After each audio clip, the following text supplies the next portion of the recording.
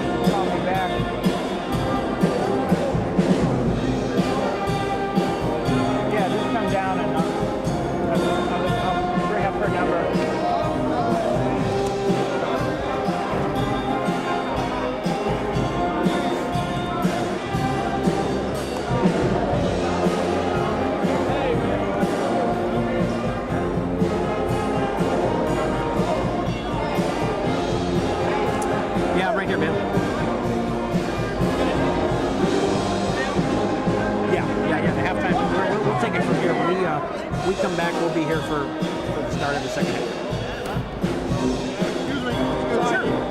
Sure, I can do that. No problem, man. I'll take care of it. Thanks, man.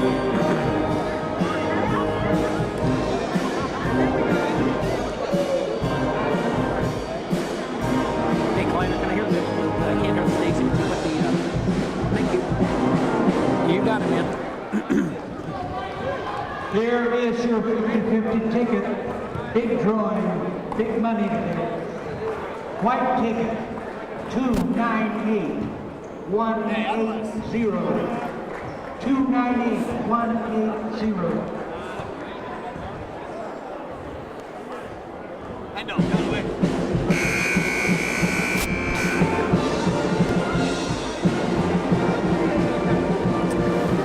Ken Zimmerman back live at the Melbourne Price Convocation Center on the campus of McKendree University.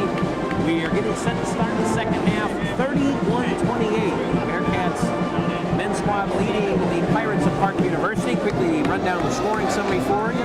For the Bearcats, Eric Hobby led at all scores with 10 in the first half, 7 for Brad Copeland, 6 for Sean Rockers, 4 for Kenny Detmer, and 4 for Andy Wolff. For Park University, their leading scorer, Goldang Dang, had 8 and 2 of 3 3-point shooting, 6 for Eduardo Quintero, 4 each for Terrell Dyer, Kyle Roush, and Travis Fairley, and 2 points for Derek Howard. So Park will get the ball to start the second half, and they'll go from left to right on your radio dial.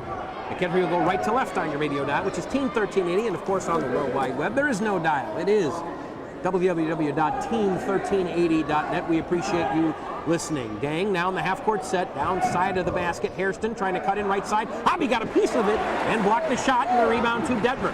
He'll play it for Wolff, and Dang was right there, almost able to pick his pocket, but Wolff able to fight him off. Wolff quickly left-handed dribble across the half-court timeline and sets the offense. Dang staying with him. Right wing for May. May down low right side for Detmer. Had it knocked away. Well, and May able to save it to Detmer. Detmer will pull up off the glass too hard. And the rebound pulled down by Dang. And an offensive chance there. Great save by May, but Detmer is a little too much English off the backboard as he tried to score. Here's Dyer on the right wing corner for... and they get it into Quintero underneath the basket. That one blocked, and May couldn't pull down the rebound. And they reset and they get possession again. Howard. And they sets the offense. I'm dribbling. Stands about 5 feet from the left wing side. We get a whistle, and there's going to be a foul. And I think they're going to get Rashad May. That's going to be his third. And the first here in the second half. And that's not a good start already. Now, Park made their run after May picked up his second foul in the first half, and I thought that could have been a moving screen on Park, but they call May for the foul trying to fight through. He's going to stay in the game. Dyer inbounds. Right wing corner now for Dang. He'll throw it all the way back up top for Derek Howard. They reset again. Howard or Dang. Up top, Quintero trying to lob it inside. Hairston, he's in back of Detmer. His shot is no good, and the rebound taken out by Wolff. Kenny Detmer, good defense there. Here comes Hobby. Hobby trying to cut in. Hobby takes it strong to the hole and scores. Eric Hobby with 12. First bucket in the second half. Bearcats by 5, 33-28. A minute 40 gone here in the second half. Coach Statham really getting into it. He put that fist in there. He was excited for that one. Good job by Hobby. Dyer up top driving. Left side. He draws contact on Detmer. Does not get the bucket, but draws the foul. And on Kenny Detmer, that will be his third. So 2 players already. The 2 fouls that the Bearcats have picked up in the second half have been the third foul each on May and Detmer, and that's got to be some concern. Well, we talked about that early in the game, that foul trouble could be an issue, because I expected this game to be very physical, and it has been. And again, we have Dyer standing there at that 45-degree angle to the line, but he makes the first. In the lineup for the Bearcats, That projects in for Rashad May. Detmer will remain in the game for the moment with 3 fouls, and now, just as I say that, Sean Rockers makes his way to the scoring table. Both free throws good for Dyer, so in comes Rockers after replacing Kenny Detmer. Bearcats with the same lead they had at halftime, 3 points, led by as many as 12 in that first game. Now we get a foul on Andy Wolff an offensive foul as he elbowed and pushed off goal Dang, and Dang is down. That's 2 on Wolff. So Number 22. after getting that first... he's had Dang and he's hanging all over him like a wet shirt the entire game. Dang's been called for a couple of fouls himself. That time, Wolff retaliated a little bit too much, and that's only the second foul on Andy. Third foul already called on the Bearcats in the first 2 minutes. We've not had a foul called on Park in the second half. Dyer will inbound to the right of his basket. Lays it inside Hairston, now kicks it back to Dyer. Boy, he thought about the three. It was a set play, and Dyer just didn't feel like he had enough room, leeway there away from Copeland. Copeland on him again, right wing. Oh, Hobby almost picked Quintero's pocket. Now Dyer almost lost the ball right wing, lobs it inside Hairston, he lost it. And Hobby the steal. You could just tell the Bearcats were a couple of near misses there, and got rewarded there. Fitting that they were able to come up with the steal. Hobby up top for Pettiford. Pettiford sets the offense. Pettiford, Wolff, Hobby, Rockers, and Copeland, the 5 out for the Bearcats. May and Detmer each with 3 fouls. They picked up their 3rd each early on here in the second half. Here's Pettiford up top for Rockers, 12 to shoot. Right wing, Hobby with Dyer on him. Hobby up top for Wolff. Wolff still holding, hands it to Hobby. Hobby 7 to shoot for Wolff. Wolff driving in the lane. He's going to float one up, left it short, left side. Rockers trying to pull that rebound out. It's knocked out of bounds. Last touch by Rockers, and it will be Pirates ball. Wolff there aware of the shot clock running down and made a nice drive down the lane, just couldn't quite finish. And Rockers almost got the offensive rebound, but too many maroon shirts there in the vicinity. Howard will walk it slowly in the backcourt. Now crosses the timeline. Driving left side on Pettiford. Cut off there. Hobby helps out. Dyer trying to drive on Copeland. Gets it left side and scores. Boy, he just was determined to get that ball to the bucket. Terrell Dyer with 4. All 4 of their points here in the second half. And the Bearcats a 33-32 lead. Coach Statham calls a timeout. And so he will set there. It's a 30-second timeout, so we'll keep it here. 33-32.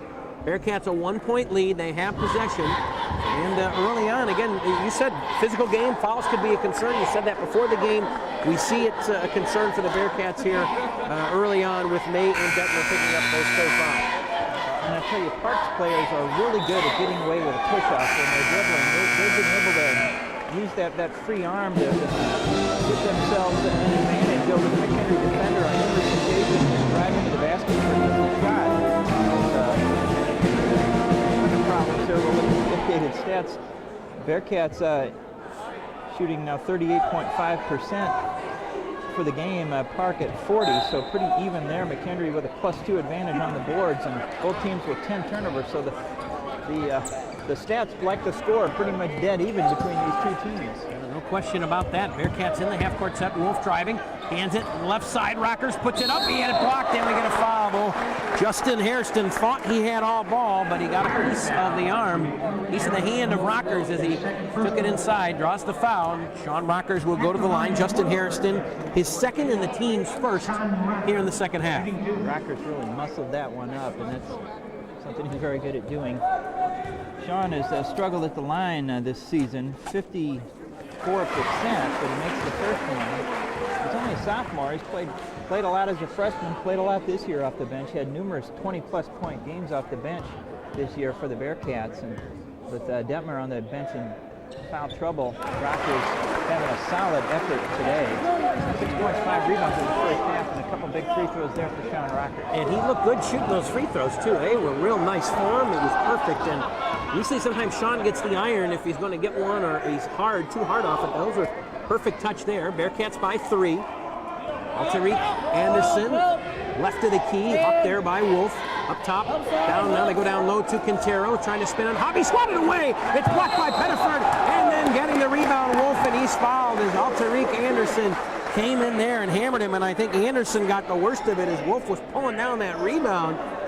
He ran into Anderson, and Anderson across his arm. Anderson took a shot right in the sternum. Yeah, he's going to the bench here right now. He's trying to find his win, but We talked about Detmer and Hobby in the pregame being kind of quiet players. Wolff's kind of like that too. He gets a little fired up, but he doesn't say a whole lot during the game. He's kind of a quiet leader on this team. He doesn't get shook up when the other team puts some pressure on him. Well, Dang back in the game. Here's Rockers turning around. Right side, he'll score. Sure, Rockers. Excellent play. Entry pants in the paint right side and just turned and spun around for an easy 7-footer. Rockers now with 10. He's in double figures with Hobby. Bearcats hit the lead by 5, and then back the other way. It's Hairston cutting into the lane for a layup. Out the bucket there. So Hairston, his first bucket of this ball game. And the Bearcat lead back down to 3, 37-34. Detmer at the scores table to check back in. Is Roush going to come in as well? So 2 players with 3 fouls. Going to check back in for their respective teams. Rockers left side. Spins into the paint. Rockers spinning again. Right side. He'll score again. Boy, he just backs his way. He gets that deep. He's going to make that. He's going to miss anything. For Sean Rockers, he hasn't missed many shots every opportunity. He's been very effective on offense. Now Hairston for 3 left wing. That's too hard. Knocked away by Pettiford. Deflecting it to Wolff. Wolff with the rebound, 39-34. Bearcats the lead, 15 minutes left here in the second half. Copeland cutting in right side, he missed the layup. Now loose ball knocked away by Wolff, but Quintero able to control. Boy, they had the move there, had the play, and couldn't finish it. Coach Davis furious there wasn't a foul call on Copeland. He got hammered, and now a foul call with McKendree at the other end. His front quickly races to the west end of the gym. And the second foul. Detmer checks back in place in Rockers. Number 45, Very productive here this afternoon. returning to the Bearcat lineup, Kenny Detmer. So Dyer to inbound underneath the basket. A layup try is no good, but a foul. They got that, snuck that pass inside to Travis Fairley, and Hobby with the foul, and that's going to be his second. Hobby did about all he could there to stop that, what would have been an easy basket, as the ball was caught literally right underneath. In the inbounds play, McKendree kind of falling asleep, which you don't see them do too often.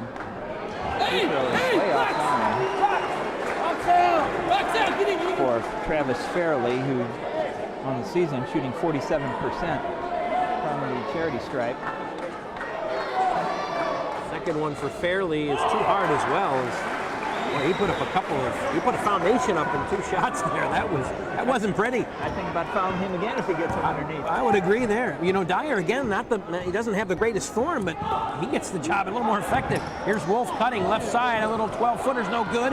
Detmer trying to get the rebound. Dang had his pocket picked, but quickly recovered there by Howard. Howard trying to drive left side on Copeland. Wild shot, no good. Rebound loose, still loose. Wolff able to save it. Inbounds, and he does to Detmer. What a play. Good hustle there by Wolff. Bearcats are hustling. Wolff able to get that loose ball, and he gets it across the timeline in a nick of time. Wolff cutting right side, floats it up, no good, but draws the foul. He was determined to get that one inside, and I think Howard might have got an elbow or something like that in that last exchange, so he's bleeding. He's got to go to the bench for them. He will check out, and it's going to be Philip Garnett that's going to get him. That last foul was, in fact, called on Derek Howard, his second, team's third. And Andy Wolff to the foul line with 4 points in the game. His first free throw is right through. Oh, nice form. He is 3 for 3 from the line as Garnett checks in. Wolff, a 6'1" junior out of Metro East Lutheran. Done a nice job here in the second half, staying under control, not turning the ball over against the Park pressure. And the officials on the verge of losing control. Now in the lineup, the Bearcats number 12, Rashad May, replacing Andy Wolff. 41-34 Bearcats. Just under 6 minutes gone here in the second half. Full court pressure now by the Bearcats. It's man-to-man. Now they'll break off as Garnett will dribble it across the half-court line. Sets the offense up top. Now dribbles it to the right wing, into the corner, right corner for Dyer. Dyer looking to go inside to Roush. Now plays it in the wing for Dang. They tried an entry pass, knocked away by Hobby, and stolen by Rashad May. May across the timeline, down low for Detmer. Now the foul line. Oh, May's shot was blocked there. They kick back out. Pettiford, left wing, Hobby for 3. Got fouled on the 3. Drew the foul on Dyer, and he'll get 3 shots off the 3-point miss. Dyer giving it 5 inches there, coming out the guard. Hobby did not block his shot. And on the follow-through, going for the block, he ran into Hobby, knocked him on his rear end, and Hobby will have 3 shots. He's a 77% free throw shooter. 6'6" junior from Vandalia, Illinois, about an hour east of here. First one rattles.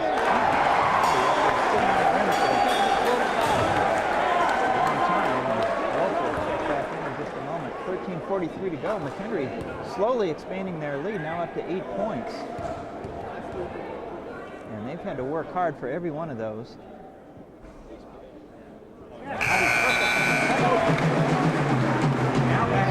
Three-point play the hard way here if we can make the third. Dang, he is back in the game. It looked like Dyer was going to check out for a second there, but Dyer actually in the game. Cats will go to a 3-guard set with Wolff in the game now, along with Pettiford and May in the backcourt. Hobby gets all 3 at the line, so Bearcats lead by 10. Largest lead of the second half. Mark calls a timeout as Jason Klein wants to regroup his troops, and it is a full timeout. So full timeout. We'll take a 30-second break with them. We've got the game ball right here as well as they've set it down there. And with 13:41 to play here in the second half, Bearcats lead at 44-34. This is McKendree Athletics, Sun Team 1380. 30 seconds.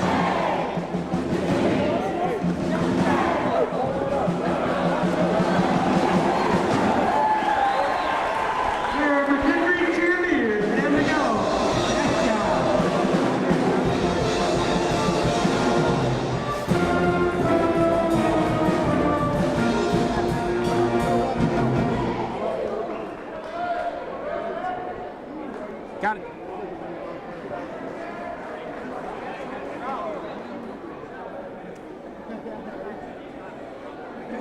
Joe Zitlow, Ken Zimmerman, Mac Live to the Melvin Price Convocation Center. 13:41 to play here in the second half. Bearcats with a 44-34 lead. The 5 on the floor for the Bearcats. Wolff, May, Pettiford, Hobby, and Detmer. Park has the ball. They'll inbound right in front of us in the scores table. Their 5 out are Dyer, Garnett, Dang, Roush, and Fairley. And Dyer inbounds. Plays it to Dang. Dang with Pettiford on him. He'll set the offense. Plays it right wing Dyer. Dyer with Wolff on him. Up top Roush for Fairley. Fairley right wing. He's got Detmer on him. Dang up top against Pettiford. Oh, almost had his pass knocked away. Dyer able to gather it in. Dyer spinning in the lane. Through a wild pass. Fairley underneath the basket. Blocked by Hobby. And the rebound pulled down. This ball pulled down, I should say, by Detmer. Wolff across the timeline. Cross court near side for Pettiford. Back up top for Wolff to set the offense. Wolff driving the lane. Hands it off there for Detmer. Spinning in the lane. Little half hook shot is good. Out the bucket and the foul.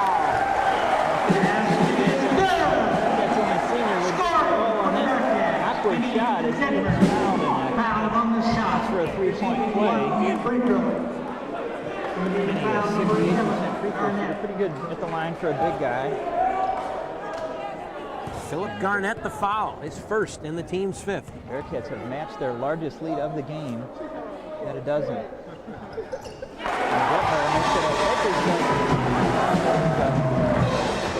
47-34, the Bearcats the lead. 13 minutes exactly to play here in the second half. Dyer, right wing, up top for Roush. Roush lays it for Fairley. Now back to Garnett. Garnett trying to look for someone. He'll have to kick it to Dyer. Dyer about 27 feet away, left wing side. He'll play it back up top for Dang. Dang for Roush. Roush underneath the basket, knocked away by Detmer where they've tried to force that entry pass. I don't know if they're trying to get a mismatch on Garnett and Wolff, but Wolff to steal. Wolff cutting in. He tried a layup chance. It was blocked. May trying to get the loose ball, and we get a whistle. And it's going to be a foul on Rashad May, a loose ball foul. And it's called a push that's going to be his fourth. But they were both going for the ball. You know, a lot of times you see the officials let that go. It's just a battle for the ball. This time they get May. Sorry to cut you off, Jim. Nobody gained an advantage on that play. The ball was up for grabs, and Rashad May very frustrated, and fittingly so, because I think he got the short end of that call. The fans didn't like it too much either. Well, here comes Dyer cutting in, and the reaching in on him was Copeland. That's going to be, I think it's only his first foul, but that's the 17th foul, and that will put them in the bonus. Actually, they're 16 now. Number 30, Brad Copeland. Foul not have been scored yet. That is the 17th foul. Okay, yeah, it is the 7th, so there you go. First on Copeland, so one in the bonus now for Dyer. So the next, only 5 team fouls on Park as Dyer hits the first, and going to be critical here. I think the Bearcats to get in that bonus as soon as possible, and may come down to, once again, free throw shooting for both teams. Dyer's a 66% free throw shooter on the season in spite of that awkward technique that makes them both. He is 6 of 8 from the foul line here today. They inbound to Copeland. He's pressured in the backcourt. It's it up for Wolff. Wolff zigzagging, trying to get it across the timeline. Wolff, they had it stolen away by Dyer. To Dang. Dang moving in on Pettiford. He missed the shot. Dang gets his own rebound. And both sides, they're calling for a foul that time. And now we get a whistle. And let's see what the foul's going to be. Hold on a second here. They're going to get Pettiford on the foul. And I got to tell you, that's all a result of the bench crying for Park. And again, Pettiford was just protecting himself because Dang was initiating the contact, and allowed him to get away with murder in the second half. Coach Datum was just absolutely disgusted. He's going to call for a timeout to settle things down, and now he's going to give the official an earful. I mean, that was just ridiculous what took place there. 3 on Pettiford will keep it here. 12 minutes, 2 seconds to play in the second half. Bearcats with an 11-point lead at 47-36. And you know, it's a good crew that's here tonight. But again, there's just some inconsistency. It's got to be a tough game to call again when you have a team that, as you said, Park's very physical defensively. If they're going to be physical defensively, you got to allow McKendree to be physical defensively. Just some discrepancies in what they're calling as to if it's physical or if it's kind of a cheap foul. Again, a foul. I mean, they could have got Pettiford. I mean, Dang off the steal. Pettiford guarded him pretty well. Dang got his own rebound, and Dang seemed to fall over Pettiford. They didn't call a foul, and then like seconds later, after the Park bench had cried about it, they called a foul. It was like a very late whistle. Well, Dang hasn't changed his style of play. He's been playing that way the whole game. He's been pushing off at every opportunity, and he's going to be at the line shooting 1 and 1. And Park getting a little frustrated. You know, they're down by double digits. They need to win this game to finish first in the conference and not have to make another trip to McKendree. And they're 2 of 10 from the field in the second half, so getting a little frustrated. Dang makes the first free throw. So Park now 9 of 13 at the line. McKendree is 20 of 22 at the foul line. That is unbelievable. And that is very impressive to see that number, and that's going to have to be that way when this game as Dang hits the second. He has 10. He and Dyer in double figures for both teams, or for Park. As they get across the timeline, Wolff has set the offense. 9-point lead for the Bearcats, 47-38. Need a bucket here just to slow down